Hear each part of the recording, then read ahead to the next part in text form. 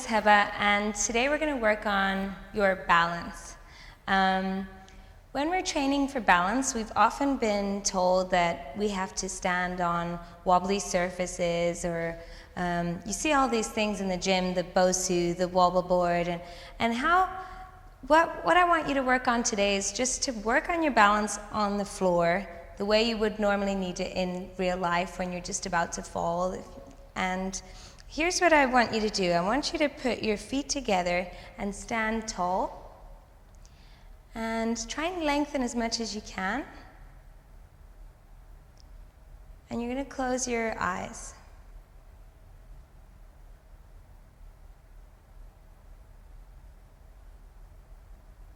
And I want you to feel how much sway you have when your eyes are closed.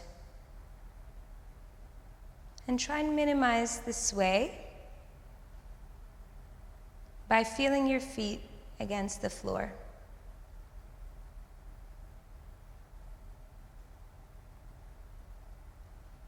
And try and gently, keeping your eyes closed, you're going to very slowly turn your head to one side. Come back to the middle. Turn your head slowly to the other side. And come back to the middle. And relax. And we forget, did you feel how when you were closing your eyes and you're moving your head, that there's quite a lot of sway starting to happen? And I think with balance, we think of our feet only and our alignment, and we forget that most of your balance actually comes from your eyes and your inner ears. So today's about training those two things. And that will help your overall balance improve much, much quicker than if you're just standing on one leg for ages or standing on wobbly surfaces. So let's take now a little bit more of an advanced version. You're going to take one foot in front of the other, with the toes touching the heels. So you're in a staggered stance like this. And then you're going to lengthen by pushing the floor down with your feet and really feel your feet grounded against the floor, spreading your toes. And then try close your eyes. And again, you're just trying to minimize the sway, and you'll find this is a lot harder than you would have thought just by looking at it. If closing your eyes really throws you off and you're really struggling, keep your eyes open and just find this position by feeling your feet.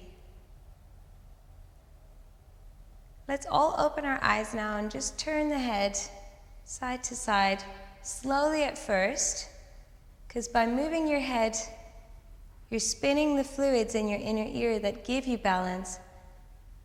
So the faster you move your head, the more challenging you make your balance practice. By tilting your head in different directions, you challenge your balance in different ways. So you may be really good at rotation, but struggling to tilt. You can also go up and down. And ultimately, you're trying to practice with the head movements and your eyes closed. So let's try that. Be very careful and be ready to step out at any second, because this type of balance training, your balance will go really, really suddenly, so you have to be prepared to step out. So we're going to stand tall, we're going to close the eyes first, find your grounding, and feel free to bend your knees or arms out or whatever helps. And then very slowly start to add some head movements in different directions, tilting, rotating, up and down. See, and there it goes. And if you're starting to go, if you're starting to lose your balance, try and catch yourself before you step out. But it's absolutely fine to step out. Let's do the other foot now and compare. Normally, if your dominant leg is at the back, that would be the easier side for most people. We're going to stand tall. Standing tall is enough. You don't need to suck your abs in or anything. Ground your feet. Close your eyes. See how you feel. Start to move your head a little. And then once you get really good at this, you go all over with your head really fast. And then you'll find it goes, just come back to position and keep going.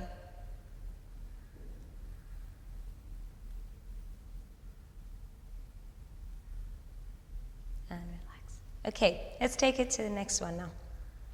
We're going to stand on one leg, and often when we're standing on one leg we sink, our pelvis goes off to the side, and that makes it a lot harder to balance.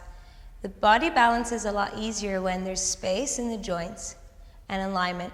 So if you press your foot strongly into the floor and feel like you're literally pushing the floor down with your foot, think of space in your ankle, space in your knee, and especially the hip and pelvis. Don't let it sink to the side. Your hip bones should be level. If you're struggling to stand on one leg, just lightly put your toe down on the floor. Because again, we're going to move our head side to side in tilts and up and down. And same thing, if you're pretty good at this already, close your eyes and either just practice standing with eyes closed or add the head rotations if you feel balanced enough. Remember, the head movements could be any movements. As long as you're spinning the fluids in the inner ear, you'll be challenging your balance at a neural level and not just a biomechanical. Let's change legs. Press the foot down, lengthen through the standing leg so you've got a base to support with. Close your eyes first. See how you feel. If you feel ready to, start to move your head in different directions. You can draw 8s maybe, and relax. Okay, so, and don't be discouraged, these are really challenging.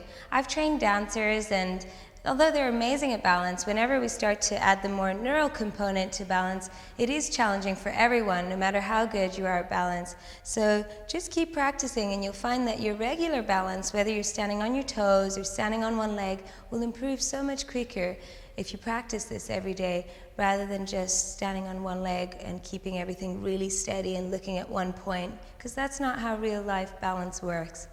We need it when we're looking and our head is moving and we're just about to fall. So we're going to finish with a little bit more eyes and inner ear specifics, and I would like you to take your finger in front of you, or a pen. You can use a pen or a finger, and you're going to keep your eyes fixed on your finger, and you're just going to turn your head from side to side, but keep your eyes looking at the finger. And see how far can you go one way? How far can you go the other way while still looking at the finger? You go up and down, up and down.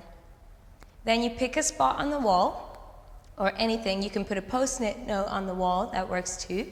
And you start to do the same. You keep your eyes fixed on the target the whole time, and you move your head side to side, or tilts, or up and down.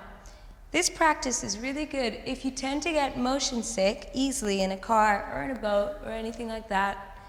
You do these often enough, you'll start to find that you're getting rid of that motion sickness and it's not coming as often. Because a mismatch between your eyes and your inner ears will make you feel nauseous. And that's what you're trying to get used to. The other thing is just doing this while moving. So you could look at a target on the wall, keep your eyes fixed, and you just start to walk towards it in a spiral movement, walking in a figure of 8, but keeping your eyes fixed on the target, walking backwards. It doesn't have to be any specific movement, as long as you're walking around the room, but keeping your eyes fixed on the target that you've chosen. After all that practice, and this may feel quite a lot all of a sudden to try, but after all this practice, then you're going to try and practice your regular balance with your eyes open and your head still. And just see how it feels compared to when you started. So much easier and effortless. And if you stand in a tiptoe position, it should feel really, really comfortable, like you can stay there all day. no problem, no effort. Thank you for joining me, and hope you feel more balanced.